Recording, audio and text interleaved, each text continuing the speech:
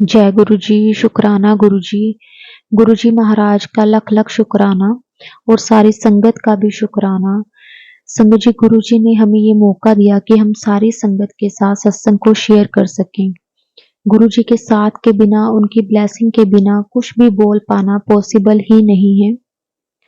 शुक्राना गुरु जी, जो आपने हमें ये मौका दिया। संगत जी, जो आज का सत्संग है वो हमारे साथ कोमल आंटी जी ने शेयर किया है, जो कि जलंधर से हैं।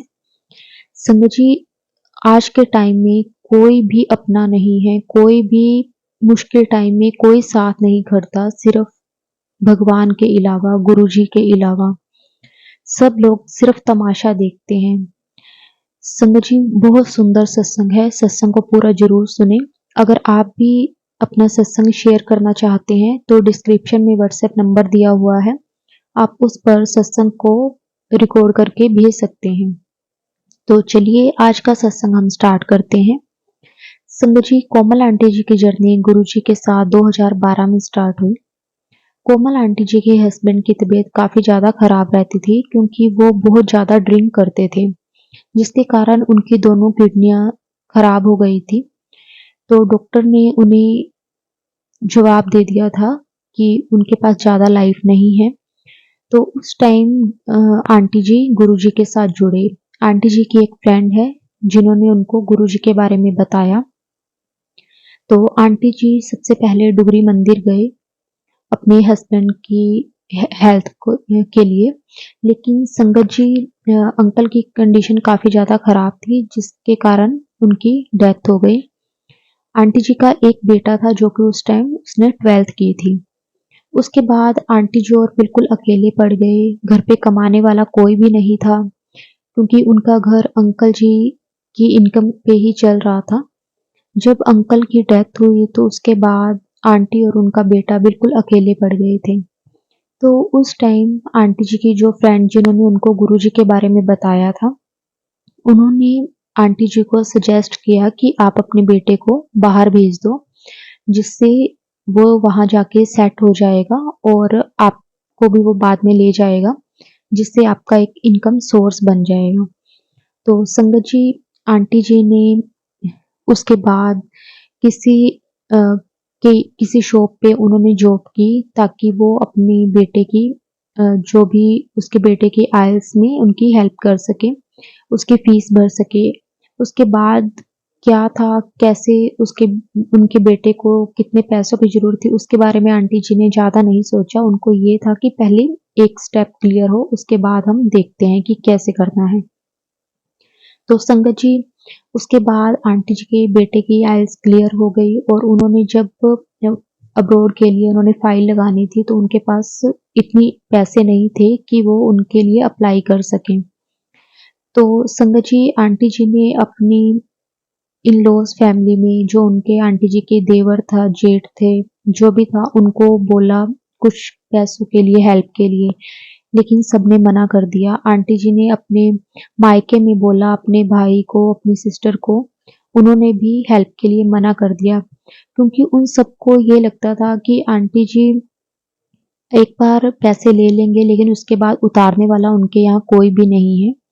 तो उस टाइम आंटी जी की किसी ने हेल्प नहीं की, बल्कि आंटी जी को ये तक सुनाया गया कि आपकी इतनी औकात नहीं है, तो आप इतना बड़ा काम क्यों कर रहे हो।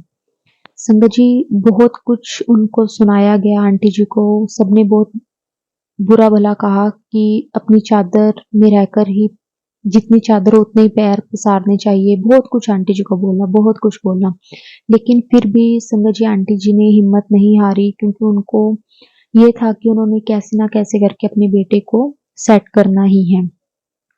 तो संगत जी, एक दिन आंटी जी की जो फ्रेंड जिन्होंने उनको गुरु जी के बारे में बताया, तो वो आंटी जी के पास आए कि आप एक बार अप्लाई करो, जो भी उसकी फीस होगी उसकी फीस मैं भर दूंगी।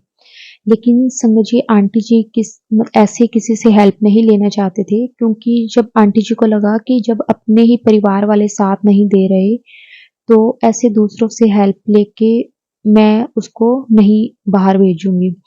तो आंटी जी ने उनकी हेल्प नहीं ली। आंटी जी ने सब कुछ गुरु जी पर छोड़ दिया कि गुरु जी आप जानो कि आपको कैसे करना है। तो संगत जी, एक दिन क्या होता है कि जब आंटी जी और अपने बेटे की फाइल के लिए अप्लाई करने जाते हैं, तो आंटी जी को एक कॉल आती है उन अंकल के फ़ोन पे, क्योंकि अंकल जी की डेथ के बाद अंकल का फ़ोन आंटी जी के पास होता है।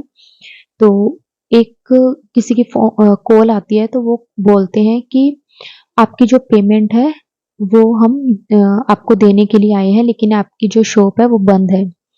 समझिए उसके बारे में आंटी जी को पता नहीं होता कि कौन सी पेमेंट है, क्योंकि अंकल जी जो काम करते थे उनका व्हीकल्स का काम था और आंटी जी को इसके बारे में नॉलेज नहीं थी, तो आंटी जी और उन्होंने वो काम बंद कर दिया था। तो आंटी जी ने बोला कि मैं अभी तो बाहर हूँ, हम थोड़ी देर में आते हैं, तो हम शॉप पे आके आपसे बात करते हैं। संगत जी, जब आंटी जी और अप्लाई करके घर वापस आए, तो उन्होंने वो शॉप पे गए, तो वहां जाके उन्होंने उस अंकल को फोन किया कि हम शॉप पे आ गए हैं, आप बताओ। संगत जी, आंटी जी को नहीं पता था कि कौन सी इनकम है, क्या है, कितने पैसे हैं, कुछ भी आंटी जी को नहीं पता था।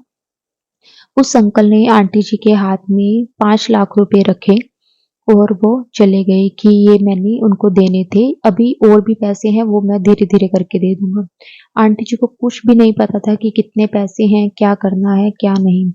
संगत जी, पता नहीं कौन था वो गुरुजी के रूप में आए और आंटी जी को पैसे देकर चले गए। संगत जी, ऐसे आंटी जी का विश्वास गुरुजी पर बढ़ता गया कि गुरुजी किसी रूप में आकर गुरुजी ने उनको पैसों की हेल्प की। जिस टाइम संगत जी सभी ने साथ छोड़ दिया था, उस टाइम गुरुजी ने आके साथ दिया, क्योंकि गुरुजी हमारा साथ देते हैं चाहे वो किसी भी रूप में आकर दें। तो संगत जी, उसके बाद आंटी जी ने जो भी अप्लाई किया था बाहर के लिए, वहां उनका 8 लाख का खर्चा था, जिसमें 5 लाख आंटी जी को वो आदमी दे गया था। उसके बाद जो बाकी के पैसे थे वो भी आंटी जी को नहीं पता था कि कैसे करने हैं, कब करने हैं, लेकिन उनके जो फाइल का प्रोसेस था उसको 3 महीने का वो प्रोसेस था।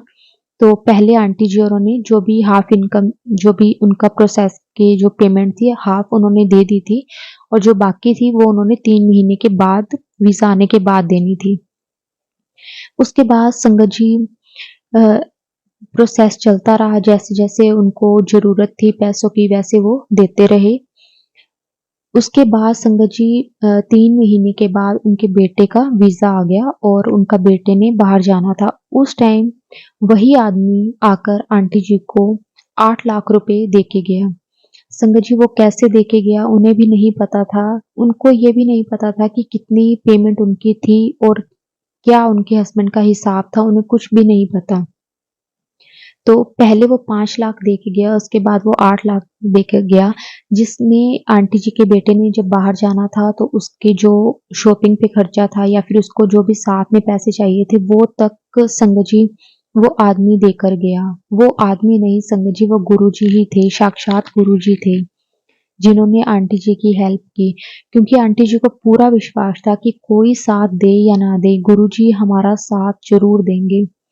तो गुरुजी भी किसी रूप में आके गुरुजी ने उनको संभाला, उनका साथ दिया।